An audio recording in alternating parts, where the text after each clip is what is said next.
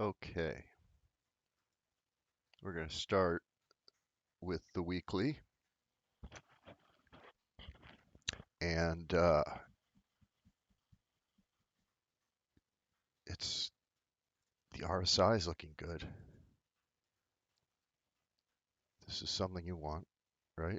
I mean, this is something we want on the week. Sitting on the 50, that's something we want on the week. Even if it goes down a little bit and stays on the 50 and does a number like this is still what we want. The longer we consolidate, the better our outlook is. That's pretty simple. So before we switch, let's take a quick look at the MACD. MACD.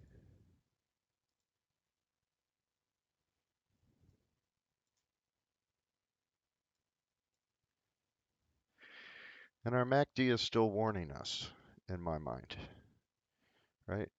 We're still well below the signal line. We haven't shown any relief on the MACD. Let's go back to the day, down to the day.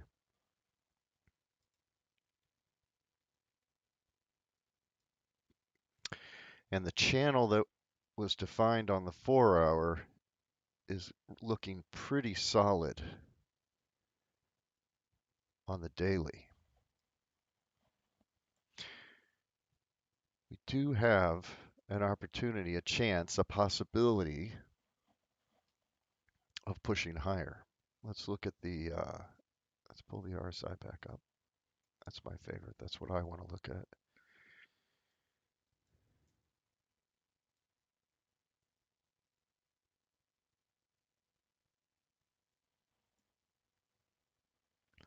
So if we go to the week, we're still in a bull market.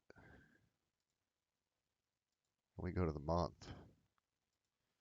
well, month we're crazy. Month is,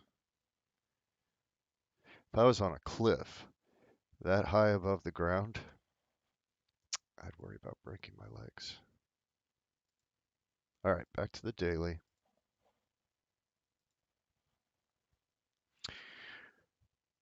Our RSI is looking great right now. Our daily is trying to break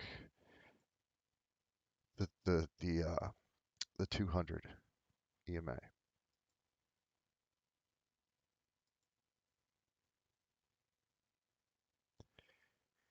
It's a little too early to call this a rejection.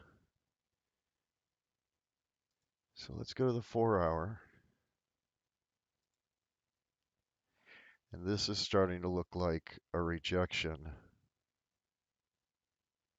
on the 100 EMA on the 4-hour. And we're seeing a possible start of downside on the RSI. We won't really consider it until it reaches this 80 mark on the RSI for it to be downside. Because once we're up here, if we're in a bull market, it'll just stay up. It can just stay up on the 4-hour. We're Wednesday. So this is Wednesday morning. Market's just opened, I believe. 9:30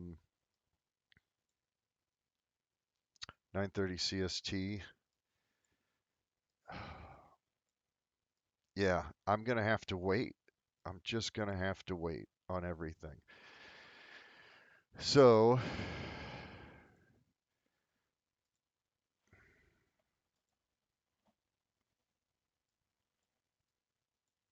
we still have our cross here. This is still in play. Will this kind of serpentine together, or will it drop? You know, we're looking at history here. We're not looking at the future. But would I short down to 45 or 46.5? No, I wouldn't, because we have this 50 EMA right here, which could just easily turn into support. So this is best for me just to stay out because, so let's look at ETH. We'll look at ETH on the day. And I think it's fair to say that ETH found support on the 100 here on the day. Let's look at it on the 4.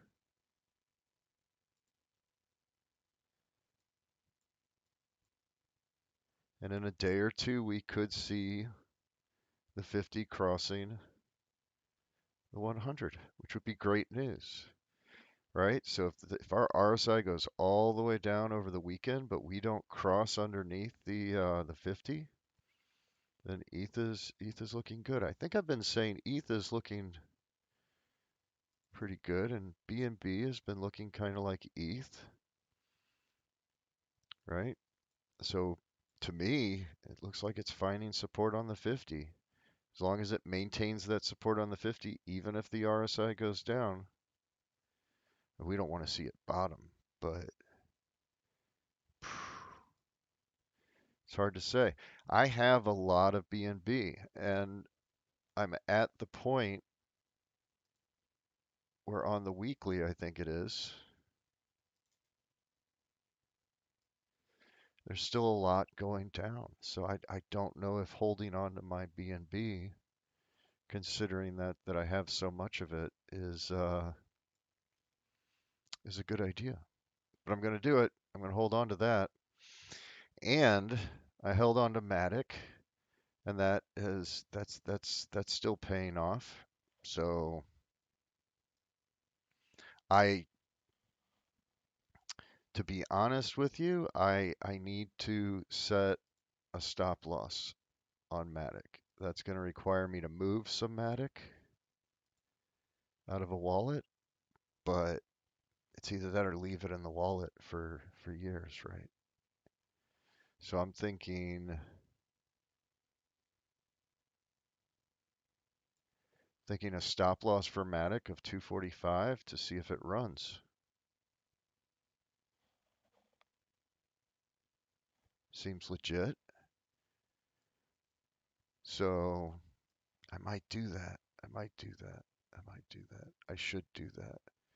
And then Sol is, I sold Sol here. It went down here. I'm going to hold off because first I held off here and then I held off here. You know, I held off at I held off buying back in at the 50 because I thought we might be rejecting.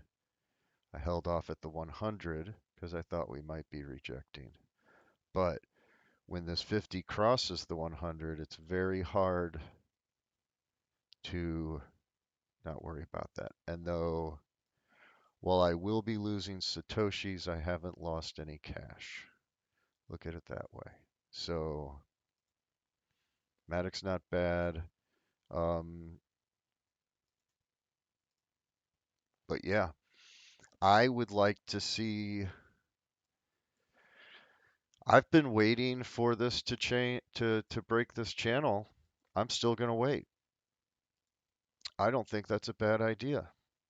So I'm going to wait for this to break this channel. Specifically, I'm going to wait for it to break 45K downward. But if it goes above 50, I'm not going to buy Bitcoin. I'm going to start looking for entries into other coins, right? And I've got a couple that I'm interested in, right? So it'll be interesting to see what the next couple days look like. Yeah, EOS is a buy right here. A couple days ago, I positioned myself for a buy, and that would have paid off. This is a paper trade, by the way. Um, so things are looking good to me. I could see going back, taking maybe 25% of what I have in cash and going back into a couple coins. Um, we'll have to see. FTM, FTM is another one that on the daily I would probably be in profit if I had gone in. I paper traded that And then Rune, right, is another one. But the EMAs on the days, I don't long when my EMAs are flipped. I think I've said that. That's just a rule. It's just a long-term rule. Predictions. Yeah, predictions. I haven't really done much predictions. Let me see what actually well, I say that.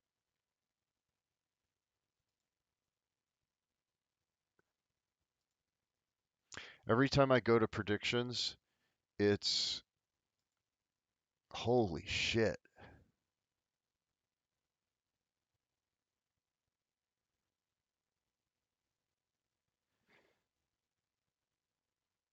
I was going to say, every time I go to predictions, it's in a channel,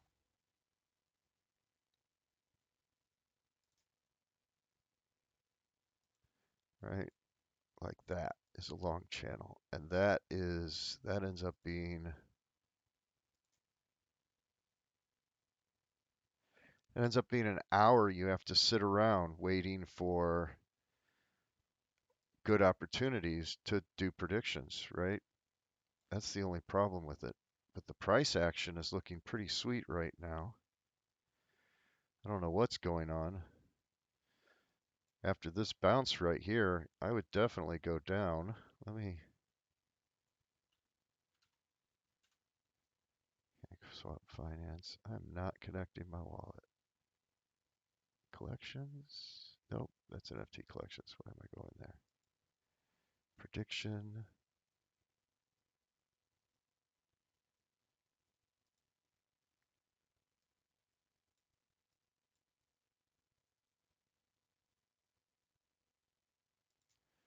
Three-minute. So I've resolved myself to look at the 3-minute a little more. This is insane on the minute. This is some pretty good price action on the 3-minute. Where are we coming out of? So yeah, that's huge. Hmm.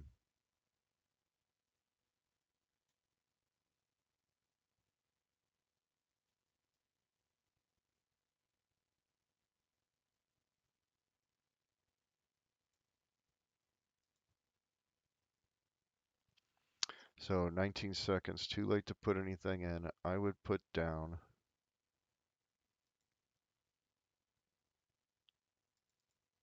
Because that is just way too high. Let's make that red. And the price ended up for this prediction the price lock ended up being 541.5.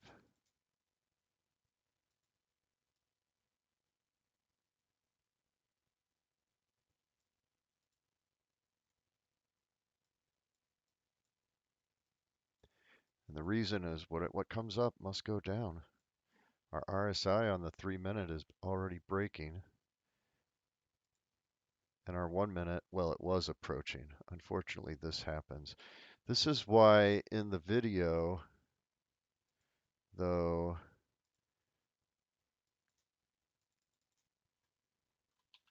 I specifically say to set to this, and then you don't get trapped quite as much. It draws that line down so that you're more into the trend before you commit to a prediction.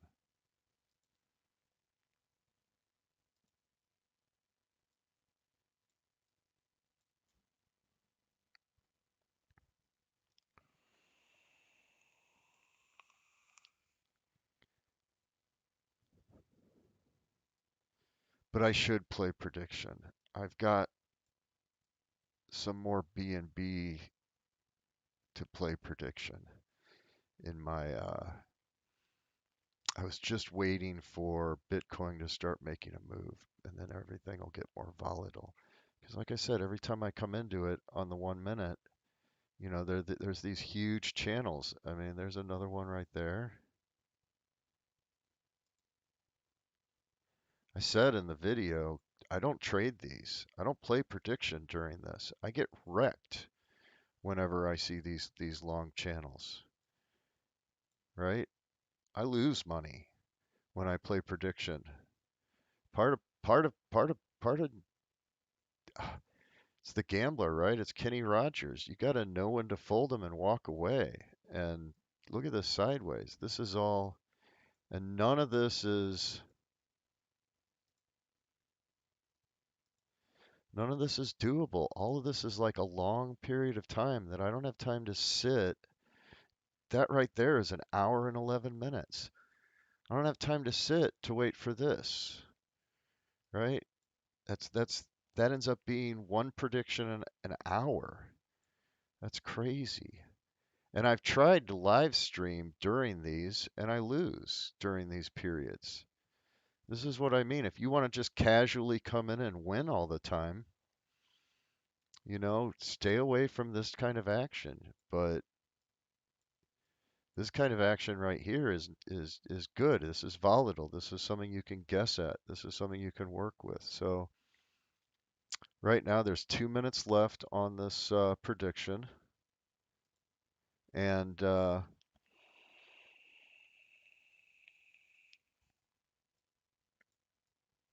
this prediction was made on the what goes up must come down. This is a huge jump on the 1 minute, and it has to consolidate or go back down a little bit. It's just common sense, right? So we'll wait this one out. Could easily lose this prediction too, but know your risks. 1 minute and 30 seconds, so one and a half more candles.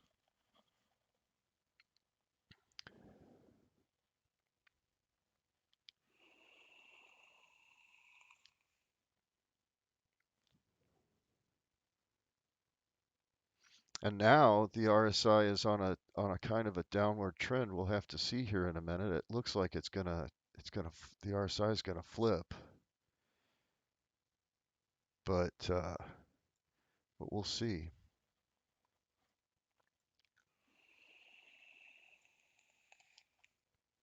And now, if all we're gonna do is form a dumb channel here,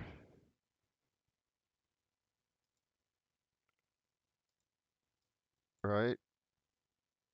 Then why would I jump in? Or even if it's tighter than that, it easily could go either way. So you want to wait for the bigger trends. You want to wait for the 3 minutes, which we look at we have these same channels, although we've got these drops between them, and this is what I'm talking about in these drops between them. Staying on a little, looking at it from the 3 minute is a little better. We even get some TD sequential signals here. We get a 1 and a 2, green 1 and a 2 trading above the green one that's going up. Here we get a 1 and a 2 going down on the 3 minute, right? So, but we do get these kind of reversals in here. This is hard to do prediction with. It is. It's much easier when things are rocking in one direction or enough, and you can tell you've got that volatility. Even if on the 15 minute it looks like it's just a steady increase, at the 1 minute there's a lot of wavy action. There's a lot of swing action that you can trade in there. So we already up. Now, how is that up?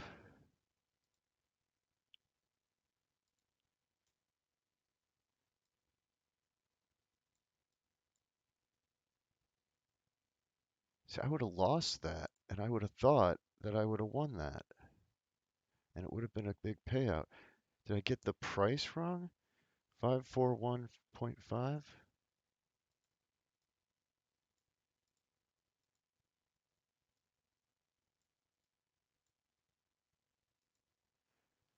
541.5. The next candle up to it. This is another reason why prediction is frustrating, because the next candle up to it on my chart, which is supposed to be the same chart they're telling you to use,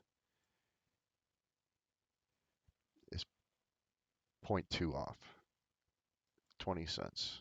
20 cents is a big deal, don't you think, to be off? Anyways, there we go. That's prediction. I try to play it when I just check it on the 1 minute a couple times a day, I guess. And if it looks like it's something that I want to do, then I do it. But I can't just jump into it. I just got wrecked and I shouldn't have gotten wrecked. I should have won that one. And now this goofy crap looks like it's going to go sideways, at least until the RSI turns around. And I would wait for the 3-minute RSI to turn around, which it's not going to. All right. So,